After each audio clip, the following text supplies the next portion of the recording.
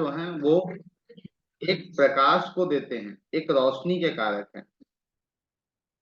जैसे चंद्रमा किन चीजों का कारक है, तो चंद्रमा सबसे पहले तो चतुर्थ भाव का मालिक है।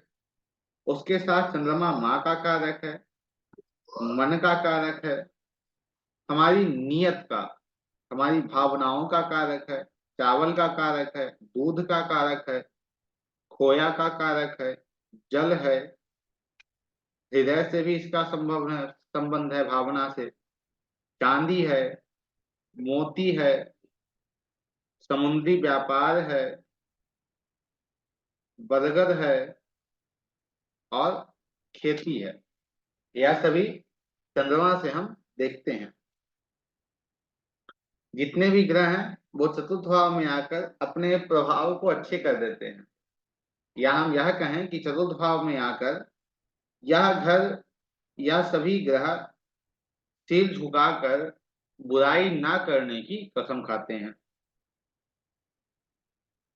इसलिए कहा जाता है, कोई भी साइंस हो, यदि आपको चंद्रमा को ठीक करने की आवश्यकता है तो माँ के चरण को छूना, उनका आशीर्वाद लेना बहुत ही ज्यादा लाभदायक होता है, बहुत ही ज्यादा अच्छा होता है।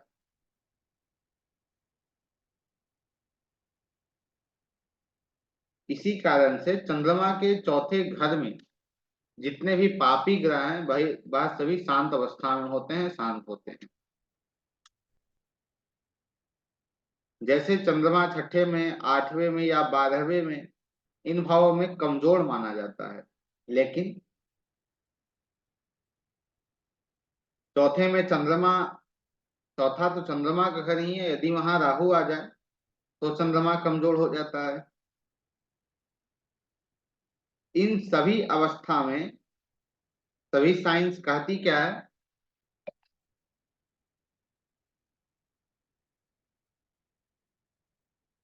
इन सभी अवस्था में सभी साइंस कहती क्या है, सभी साइंस कहती क्या है कि चंद्रमा संबंधित कुछ भी धारण मत कीजिए। लेकिन यहाँ पे यदि आप चंद्रमा संबंधित कुछ धारण करते हैं तो वह चंद्रमा को बल देगा, और चंद्रमा संबंधित कार्य से आप जुड़ते हैं तो भी वह चंद्रमा को बल देगा। ठीक है, तो ये जो चीजें हैं वो बहुत हद तक बहुत अच्छे कार्य करते हैं। अर्थात यह नहीं है कि चंद्रमा खराब अवस्था में है आपकी कुंडली में तो आप चंद्रमा संबंधित कार्य ना करें, चंद्रमा संबंधित आप कुछ ना करें, ऐसा बिल्कुल नहीं है। जैसे पहले में, दूसरे में, चौथे में, पांचवे में, नौवे में, इन सभी घरों में चंद्रमा बलवान अवस्था में होते हैं, जिसे कहा जाए शुभ अवस्था में होते हैं।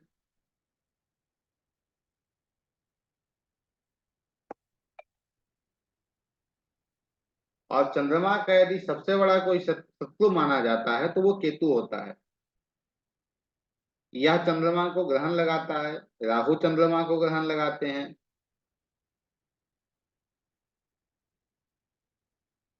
यदि चंद्रमा आठवें घर में बैठा हो और उस कुंडली के अंतर्गत या वर्ष फल कुंडली में तीसरे चौथे घर में चंद्रमा के शत्रु ग्रह ना हो तो चंद्रमा अपने अशुभ फल को नहीं देता, अर्थात चंद्रमा आठवें में बैठा हुआ भी शुभ फलों को ही देता है।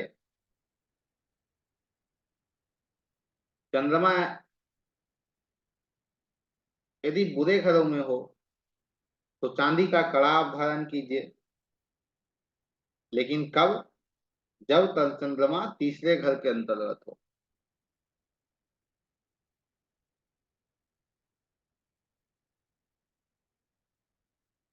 यदि चंद्रमा 11वें भाव में हो और केतु छठे में चला जाए तो जातक को पुत्र सुख में बाधा होती है, पुत्र सुख की प्राप्ति उस जातक को नहीं होती।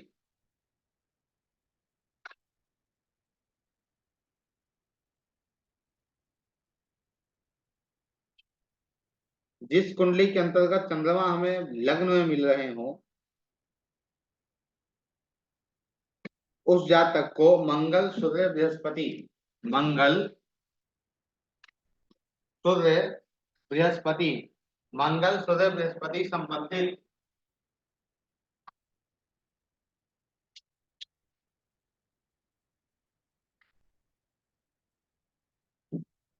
चीजें धारण करना उस जातक के लिए फायदेमंद होता है, सुखप्रद होता है। मंगल,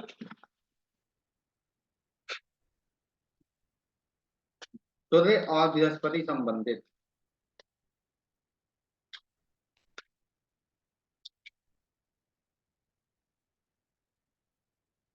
इसलिए ही कहा जाता है कि जो चंद्रमा का दरिया है उसे कोई पापी ग्रह पार नहीं कर सकता। चंद्रमा का जो दरिया है उसे कोई पापी ग्रह पार नहीं कर सकता। इस कारण ही चतुर्थ भाव में आने वाले सभी ग्रह शांत अवस्था में होते हैं।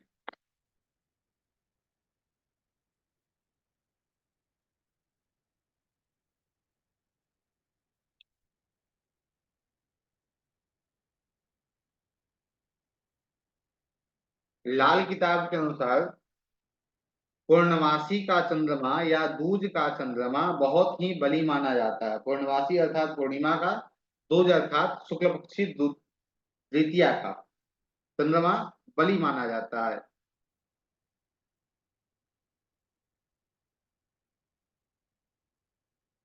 यदि पूर्णवासी के शीघ्र बाद अर्थात पूर्णवासी के अगले दिन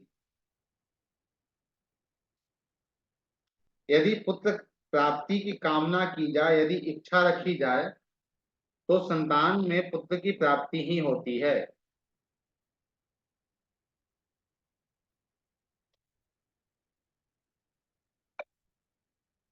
पूर्णवासी के दिन किसी वृद्ध स्त्री के पैर छूकर आशीर्वाद लेने से चंद्रमा शुभ अवस्था में होता है।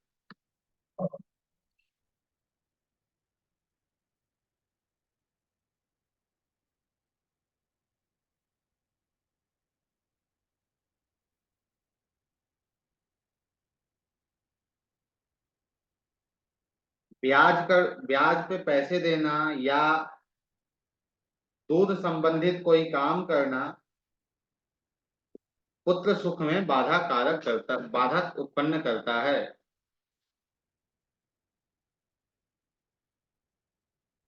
यह सब पूर्णवासी को नहीं करना चाहिए।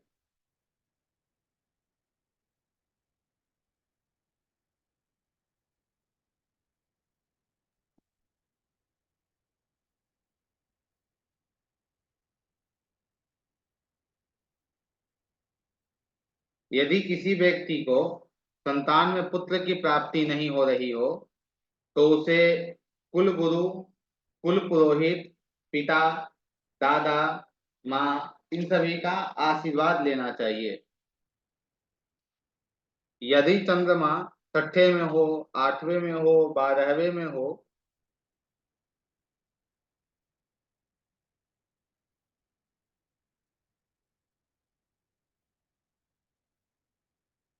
तो उस कुंडली के अंतर्गत शनि, राहु, केतु संबंधित जो भी पानी में प्रवाहित करने की चीजें हैं उसे नहीं करना चाहिए। यदि आप उस उपाय को करते हैं तो माता के जिंदगी में खतरा बढ़ जाता है या खतरा बन जाता है।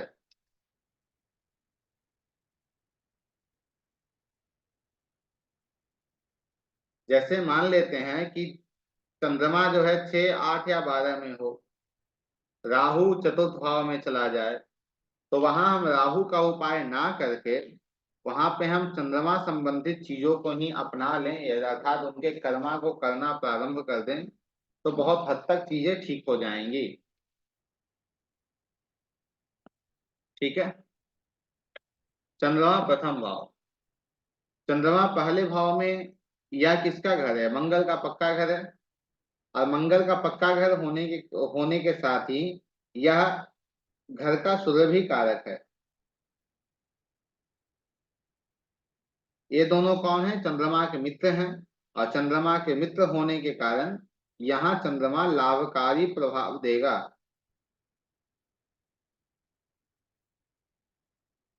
क्योंकि जब चंद्रमा लग्न में रहेगा तो सूर्य और मंगल दोनों के गुण से प्राप्त होंगे। सूर्य से उसे मान सम्मान मिलेगी, मंगल से उसे भाइयों का प्रेम मिलेगा, मंगल से बल मिलेगा। और यदि ऐसा जातक सूर्य और मंगल संबंधी चीजों को अपने जीवन में अपना लेता है तो यह और भी लाभदायक होता है।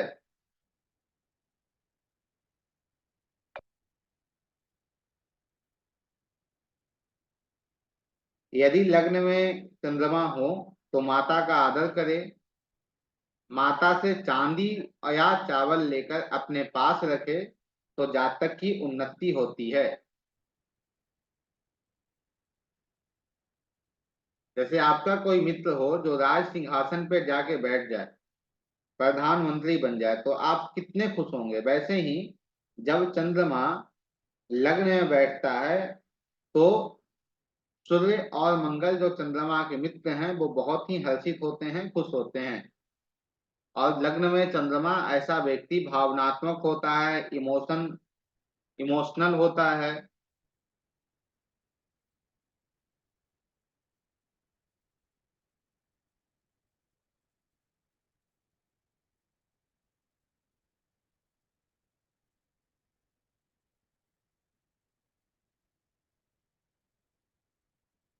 चंद्रमा और बुध में दुश्मनी चलती है, ठीक है। इस कारण से यदि व्यक्ति चंद्रमा लग्न में हो और बुध संबंधित कार्य से जुड़ा हो, या बुद्ध की जो सजीव वस्तुएं हैं उनसे जुड़ा हो, जैसे ताली को घर में रखना या हरे रंग का इस्तेमाल करना, या क्या होगा, उस जातक के लिए नुकसानदायक रहेगा। यदि जातक बुजुर्ग स्त्रियों से आशीर्वाद लेता है तो उसके लिए यह शुभ प्रदान करेगा, शुभता देगा।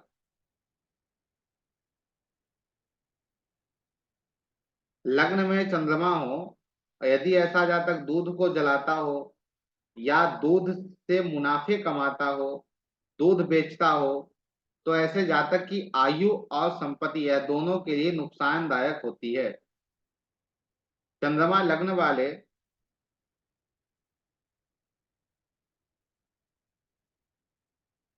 चंद्रमा लग्न वाले को यदि कोई व्यक्ति घर में आ रहा हो तो वह खुद या घर वालों से ही, जो मेहमान आए उन्हें, उनकी सेवा जो दूध से बनी हुई मिठाई है वो उससे करे, या दूध से करे, या पानी से करे। चंद्रमा लग्न में हो और सातवां घर खाली अवस्था में हो तो जातक को 24 वर्ष की आयु तक शादी करके चंद्रमा को जगाना चाहिए।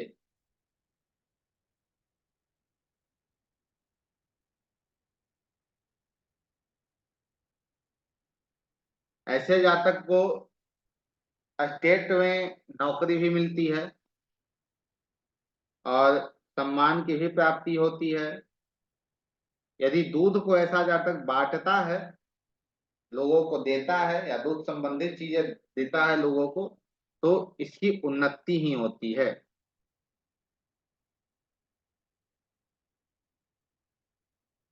यदि चंद्रमा लगने के समय उसकी कुंडली में शनि अष्टम में चले जाएं तो इस स्थिति के अंतर्गत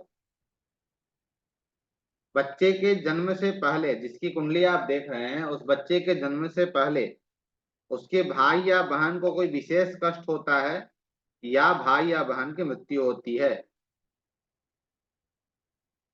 चांदी के बर्तन में दूध पीना या चांदी के बर्तन में पानी पीना यह जातक के लिए लाभदायक होता है, चंद्रमा की शक्ति को बढ़ाता है।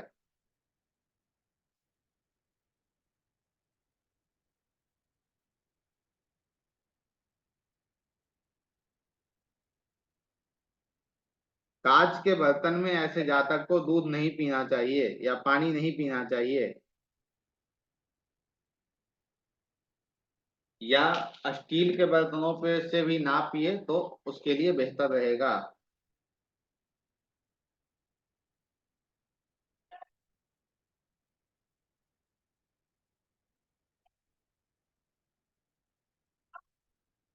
यदि चंद्रमा लग्न में हो और जातक कहीं सफर में जा रहा हो तो सफर को अच्छा बनाने के लिए जातक यदि किसी नदी या किसी तालाब में तांबे के सिक्के को फेंकते हुए जाए तो उसके लिए अच्छा रहता है।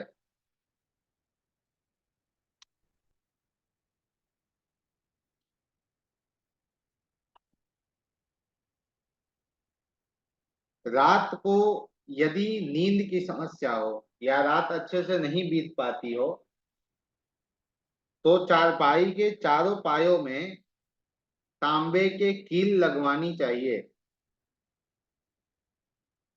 ऐसे जातक को जड़ के बड़ के पेड़ में पानी डालना शुभ रहता है।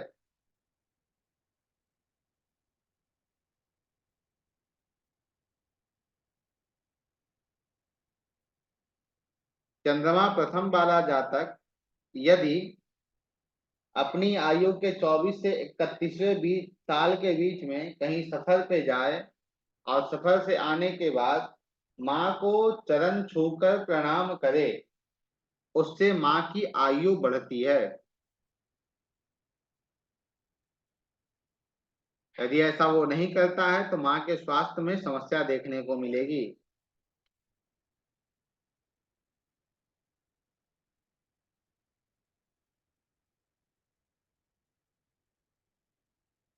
यदि चंद्रमा लग्न में हो, सूर्य मंगल या बृहस्पति लग्न या दशम भाव में हो तो ऐसे जातक को वाटरी एलिमेंट से लाभ होता है। जल तत्व से किसी न किसी प्रकार, या समुद्र के रास्ते वो काम करे या वाटरी एलिमेंट का कोई भी काम करे, उससे लाभ होता है।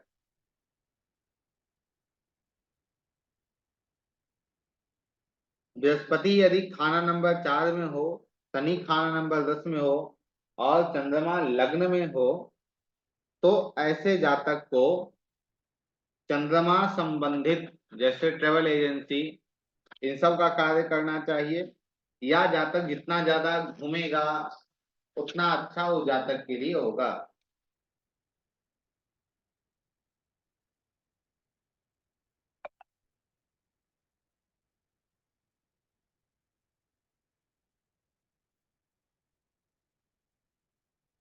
चंद्रमा एक में उस समय शुक्र यदि 7 में हो तो घर में जो सास बहू का रिश्ता होता है वह रिश्ता बहुत ही अच्छा होगा, एक तरीके से कहे कि माँ बेटी की तरह रहेगा।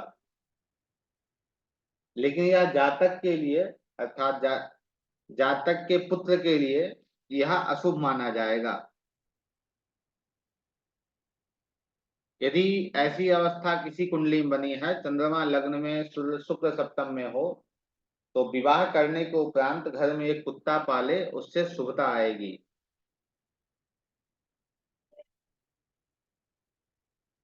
चंद्रमा खाना नंबर 1 के समय शुक्र बुध या मंगल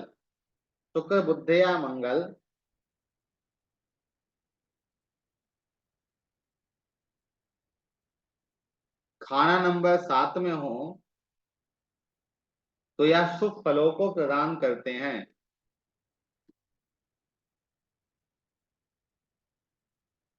लेकिन यदि खाना नंबर 8 में शनि चले जाएं, राहु चले जाएं, केतु चले जाएं तो क्या हो जाएगा, टकराव के ग्रह बन जाएंगे, चंद्रमा से टकराव होगा और जिससे भाग्य में समस्या आएगी। और चंद्रमा के पीड़ित होने के कारण चंद्रमा संबंधित चीजें मन मन में शांति, माता को कष्ट, यह सभी देखने को मिलेगा।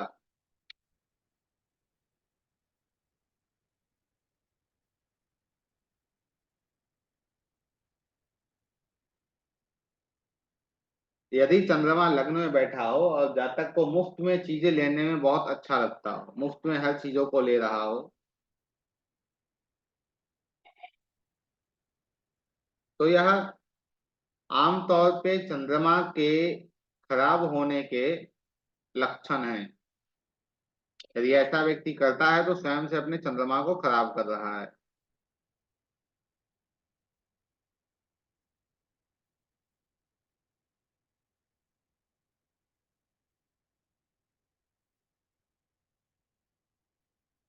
यदि चंद्रमा के साथ शुक्र बैठा हो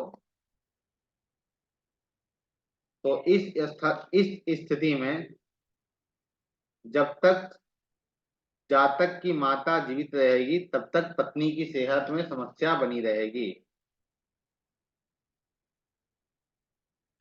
इस स्थिति में तो यहाँ आप नहीं कह सकते हो कि माँ को अपने घर से हटा दो।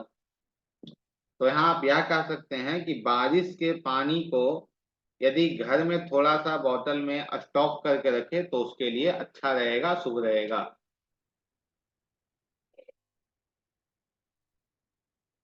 यदि खाना नंबर 7 खाली हो, चंद्रमा खाना नंबर 1 में हो, तो उनके ठीक सामने ग्रह नहीं होने के कारण चंद्रमा सोए हुए माने जाएंगे। ऐसे में जातक को 24 साल से पहले विवाह कर लेना चाहिए या गाय की सेवा करनी चाहिए। और यदि घर में कोई नौकर हो या कोई ऐसा व्यक्ति जो आपका सहकर्मी हो, वो स्त्री हो तो अच्छा होगा, लाभदायक रहेगा।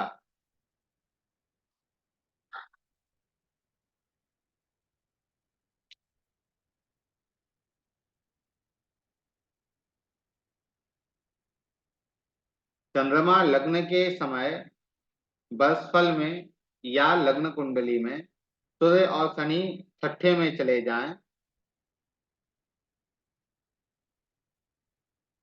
तो ऐसी स्थिति में जातक का जीवन जो है उसमें गरीबी से ही जीवन व्यतीत होता है।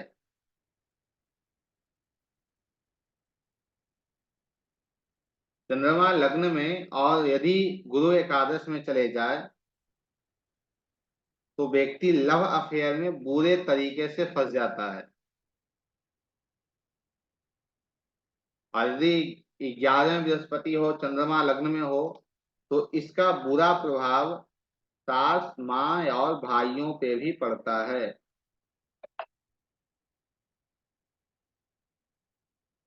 चंद्रमा के साथ यदि शुक्र भी बैठे हों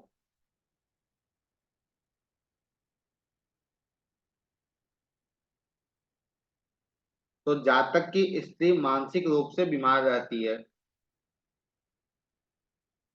और यदि शनि साथ में हो तो यह चंद्रमा की शुभता में काफी हद तक कमी आ जाती है। यदि केतु साथ में हो तो माता और पुत्र दोनों पे इसका बुरा प्रभाव देखने को मिलता है।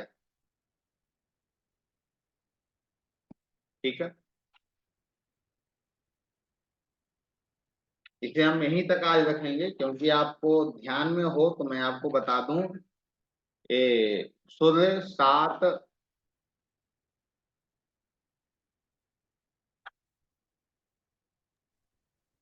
जी सर। बता रहे हैं। सूर्य की बात हमने पिछली कक्षा में कहाँ तक की थी, कहाँ से कहाँ तक की थी? सर अब तो लास्ट तक कितने 11 12 11 12 किए मतलब। थे कि 7 से एक 12, मिनट सर। 8 से 12 गए थे ना? जी सर जी। जी, जी सर। सूर्य 7 से सर। सूर्य 7 से आपको उपाय सूर्य 7 से दिए नहीं गए हैं। नहीं सर। ठीक है, चंद्रमा 1 तक सूर्य 7 से उपाय ले लेते हैं, उसके बाद फिर आगे। सर एक चीज पूछना था। बताइए। जैसे इसमें आपने बताया है कि जैसे कि नींद ना आवे, चारों परम चांदी कहाँ गए, सफर के बाद माँ को, वो जो आपने कुत्ता पालने वाला एक उपाय बताया, हाँ हाँ, लेकिन सर ग्रंथों में तो बोलते हैं कुत्ता पालना सही नहीं है, शुभ कुत्ता को छूना या उससे पाप लगता है, ये सब चीजें होती हैं। बिल्कुल सही नहीं है। तो फिर सर इसके उपाय में कुत्ता पालना, तो फिर कैसे दोनों चीजों को मैं थोड़ा कुत्ता, सा वो नहीं। वहां आप कुत्ता पाल नहीं सकते हैं। कुत्ते जो स्ट्रीट डॉग हैं या फिर जो कुत्ते हैं उन्हें आप बाहर में भोजन वगैरह दे सकते हैं। ठीक है। मतलब क्योंकि घरों में कुत्ता को तो रखना नहीं चाहिए, कुत्ता छूते हैं आप तो बोलते हैं कि उसका जो पाप है, मतलब जो उसकी क्या हाँ बोलते हैं बिल्कुल, उसको, आप जो कह रहे वो हैं वो बिल्कुल बिल्कुल, आप जो कह रहे हैं वो बिल्कुल सही है। ठीक है, हम्म, हम्म, आप जो कह रहे हैं, लेकिन मैं एक बात आपको स्पष्ट करूं, यह जो पुस्तक लाल किताब है, हम्म, यह आपको पता होना चाहिए कि यह देश काल और परिस्थिति और पात्र के अनुसार निर्धारित किया गया है। ठीक है, जी जी जी। समझ रहे हैं इसे आप। जी जी जी। लेकिन यदि हम इन चीजों को नहीं मानते हैं, जैसे हम मानते हैं कि हाँ कुत्ता को पालना घर में अच्छा नहीं मानते, तो क्योंकि हमारे शास्त्र कहते हैं ऐसा, तो जी वहां पे बिल्कुल। हम जो वहां पे जो है वो कुत्ता को हम ना पाल कर हम कुत्ता को बाहर कुछ खाने को दे दें। ठीक है, उससे हम्म, बहुत हद तक हमारी चीजें ठीक हो जाएंगी। या फिर जो क्या है, बहुत ऐसे संस्थान भी हैं जो जानवरों को उठाते हैं, ले जाते हैं, उनकी सेवा करते हैं। ठीक है, हम्म, वहां जाकर भी आप कुछ दान कर सकते हैं उनके निमित्त, तो उससे भी आपकी समस्याएं ठीक हो जाएंगी। यहाँ आवश्यक नहीं ओके। है कि कुत्ता पालना ही है, किसी प्रकार से भी आप उनकी सेवा कीजिए। ठीक।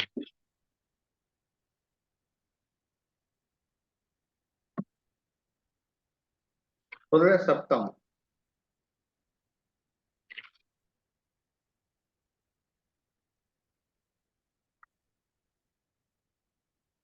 सूर्य सप्तम के उपाय पे हमने बात कर ली थी। ठीक है, जी। सूर्य अष्टम। सूर्य अष्टम में यदि बैठे हो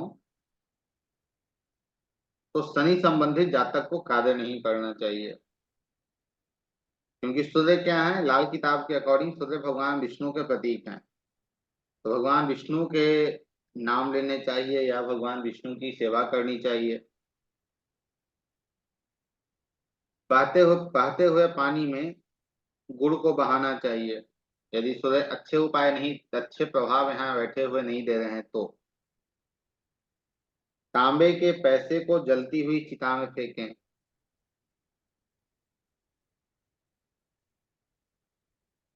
सूर्य 8 के समय 10 फल कुंडली में शनि 3 में हो या लग्न कुंडली में शनि 3 में हो, तो माता से सदैव आशीर्वाद लेते रहना चाहिए। लाल या काली गाय की सेवा करें।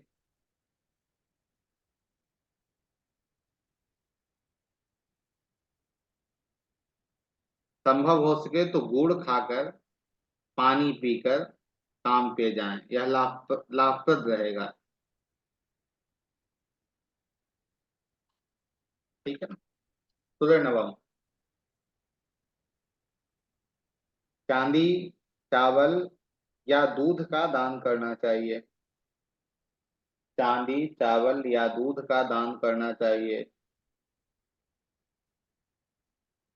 दान में या किसी से मुफ्त में कुछ कोई भी सामग्री नहीं लेनी चाहिए।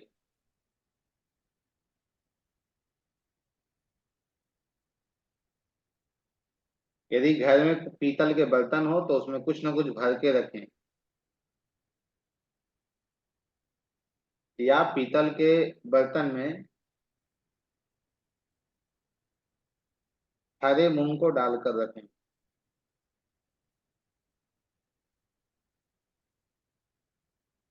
दसम।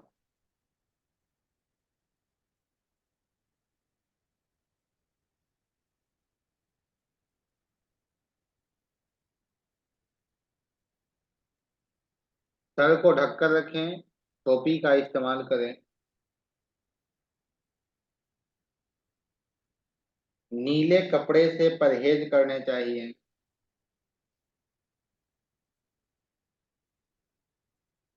दसम के ठीक सामने यदि चौथा भाव खाली हो तो तांबे के सिक्के 43 दिन तक बहते हुए पानी में डालने चाहिए।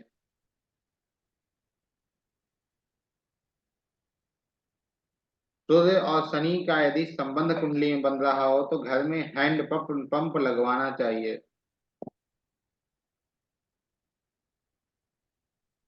और बृहस्पति की मदद के लिए, क्योंकि सूर्य दसम में बैठा है, तो बृहस्पति की मदद लेने के लिए केसर के तिलक जातक को करने चाहिए। एकादश।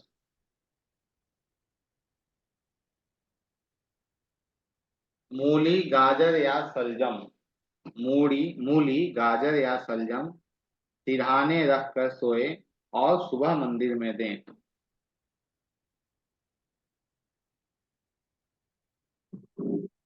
शराब मांस मदिरा से परहेज करें।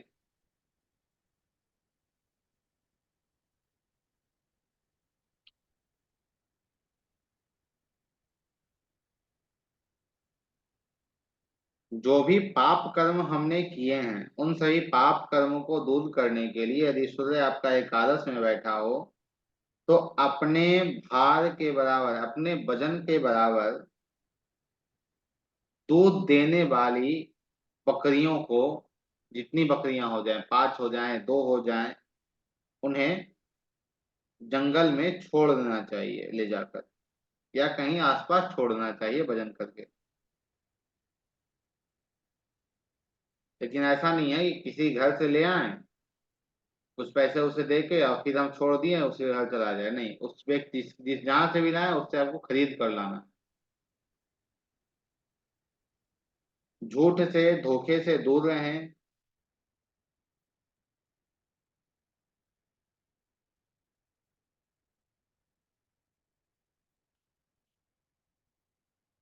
सूर्य 12वां भाव। बंदरों को गुड़ खिलाना चाहिए। धर्म का पालन करना चाहिए। झूठी गवाही नहीं देनी चाहिए।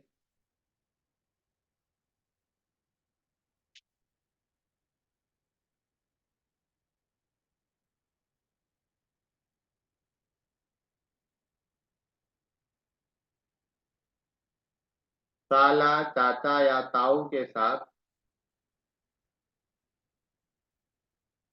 पार्टनरी में काम नहीं करना चाहिए। लेकिन विशेषतः यदि सूर्य 12वें में है और जातक के घर में आंगन ना होगा तो सूर्य के अच्छे फल भी जातक को प्राप्त नहीं होंगे, अच्छे फल भी नष्ट हो जाएंगे।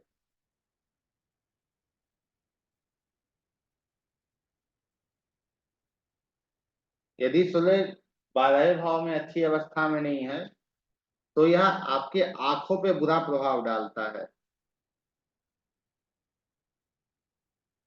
राहु और या शनि के कार्य जातक को नहीं करने चाहिए।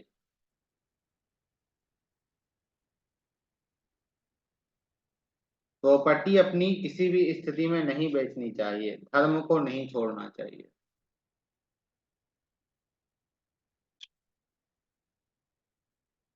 कुछ हमारे प्रश्न थे राहुल जी सूर्य को लेकर। पहले चंद्रमा बात कर लेते हैं, उसके बाद वो प्रश्न आपसे हम लेंगे। चंद्रमा के उपाय। प्रथम भाव। यदि पुत्र की प्राप्ति जीवन में नहीं हो रही हो तो जमीन के नीचे सौंफ को दबाएं।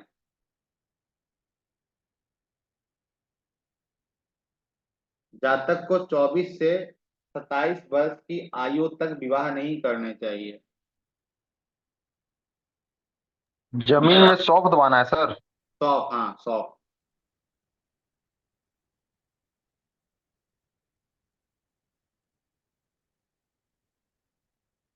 जातक को विवाह 24 वर्ष से पहले या 28 वर्ष के बाद करने चाहिए।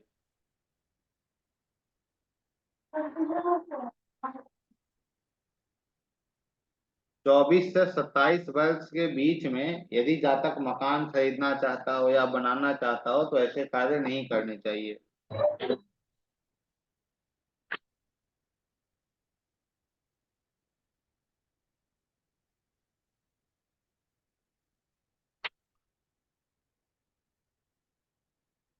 जातक को बुद्ध संबंधित कारक चीजों से दूर रहे, जैसे हरे रंग है।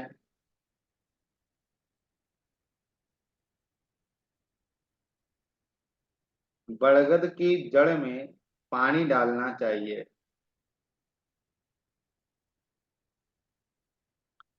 चारपाई के चारों पैर में तांबे के किल को लगाएं।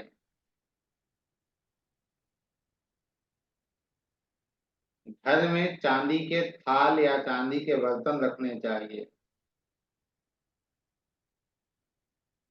और इन किसी भी उपाय से वो ठीक नहीं हो रहा है तो लाल रंग के पत्थर या गुड़ को किसी जमीन में दबा देने चाहिए।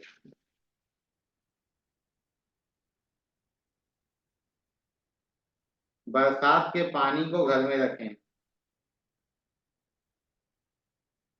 सौंफ या शहद को जमीन में दबाएं।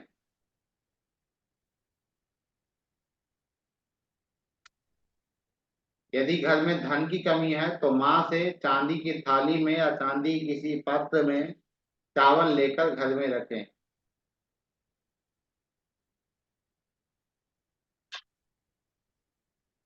दूध को ना जलाएं या मुनाफा के लिए ना बेचें।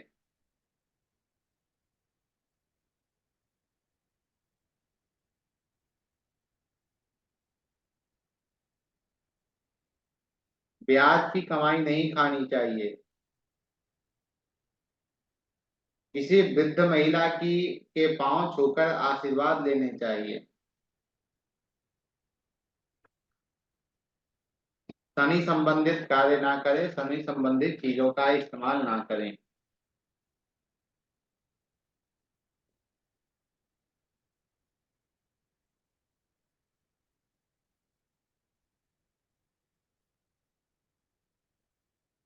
खुदे का पक्का घर कौन सा है राहुल जी?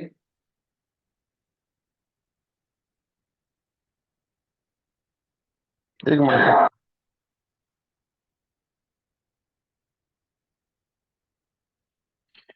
सर क्या बोले, धन के लिए माँ से, धन के लिए क्या बोले सर वो?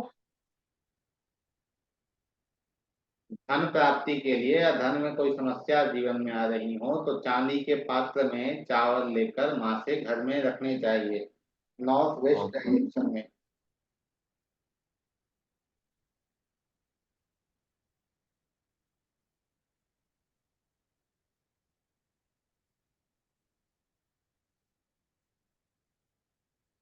सर एक और उपाय बताते ना, गुड़, सौंफ और क्या बोलते हैं, शहद। सौंफ और शहद को जमीन में दबाएं।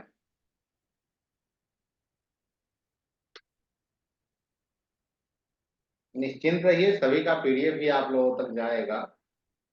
पीडीएफ जाने में समय लगेगा लेकिन चला जाएगा, क्योंकि पीडीएफ बनाने में भी समय लगता है। चला जाएगा, ठीक है।